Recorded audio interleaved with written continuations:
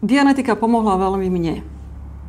To bolo prvé, čo by asi človek mal urobiť, že by mal najprv skúsiť, ako to funguje na ňom a potom sa na to pozrieť, že ako môže pomôcť niekomu inému s tými informáciami. Takže ja som sa podujala, že idem sa naučiť aj tú časť, ktorá sa popisuje v druhej časti tejto knihy o terapii.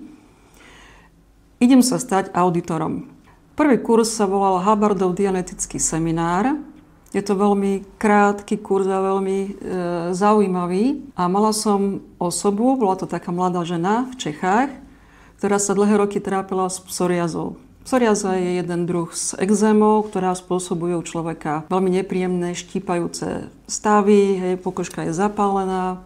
Chodila k lekárom, dávali jej rôzne maste na to, nejaké upokojujúce tabletky na to, aby mohla prežiť obdobie, kedy to malo veľmi rozdrážené. No ja som pomocou informácií z Hubbardového semináru s ňou robila auditing.